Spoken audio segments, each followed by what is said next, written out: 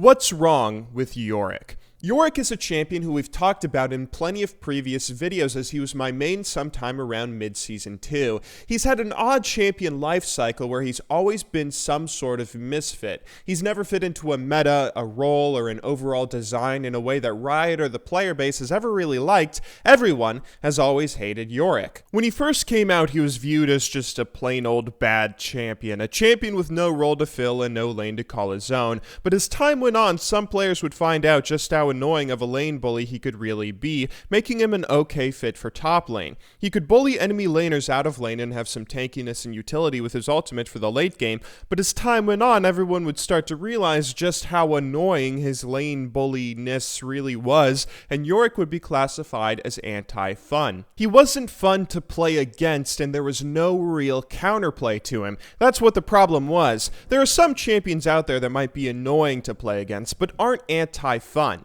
Lee Sin, for instance, he might feel broken with regards to how much mobility his kit has compared to some of the other junglers out there, but he's still a champion who takes some skill to use. When a Lee Sin ganks your lane in League, you aren't automatically dead just because you overextended and Lee Sin now shows up. The Lee has to play well, or you have to play poorly to actually make his gank successful. There's a level of skill needed to play him at his most effectiveness, at least, regardless of how strong or weak he's been throughout the years. Yorick, on the other hand, is the complete opposite and the definition of anti-fun. Basically, how you play Yorick, for anyone who doesn't know, you go into lane and you spam your W and your E on your opponent to harass them down and just win the lane. The E will damage them for some pretty crazy magic damage that scales with attack damage, while the W will provide a slow, letting both ghouls auto-attack with physical damage, harassing your opponent even more. A top laner who tries to trade with a Yorick or out-sustain him over time will be severely disappointed that Yorick's E also heals him on its initial cast,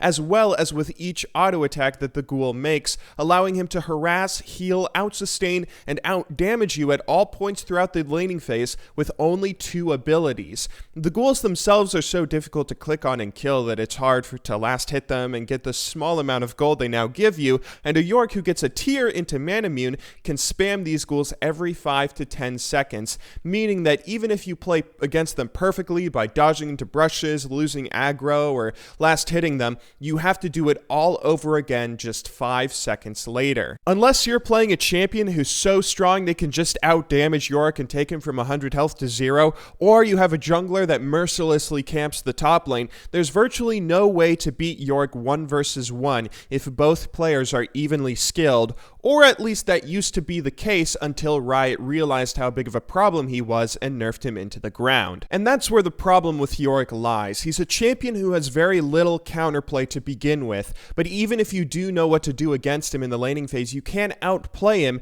since even if he messes up with his ghouls once or so, he'll have them back just a few seconds later, starting that whole process over again. Some champions might be a little annoying to play against, and some champions out there you might want to call anti-fun, but Yorick is the definition of the word. He's currently being reworked by Riot, and the last we heard of it, which was more than a year ago, he's being reworked by the same guy who did the Skarner Rework, and that honestly worries me a little bit. Skarner's old kit with his perma-slow Q that would catch people out wasn't really anti-fun, although once he caught someone, it was near impossible for them to escape without blowing flash or a ton of their abilities. You still have to play badly to get caught. He was a champion with only a small movement speed buff with his W that could be used as a gap closer, so you have to actively overextend in lane or just let him walk up to you to get his Q on you and start the permaslow. That permaslow might have not been the most fun thing to deal with, but it was something with a little bit of counterplay.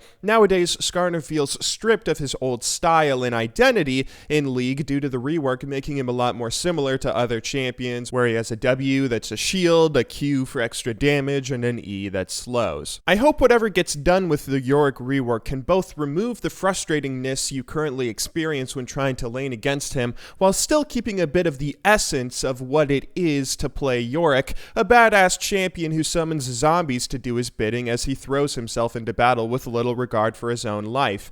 We'll have to see what happens with him when the rework eventually does come out, but hopefully the life cycle of this champion has taught Riot a valuable lesson about the good and bad of introducing a new mechanic into the game, in this case Yorick Yorick's ghouls, as well as teaching them how awfully things can spiral out of control when a newly released champion doesn't have a highlighted role in a team. Anyway, that's all for today. I hope you guys enjoyed this video. I will, of course, see you all tomorrow, but until then, thank you very much for watching. Good luck in solo queue, and have a wonderful day.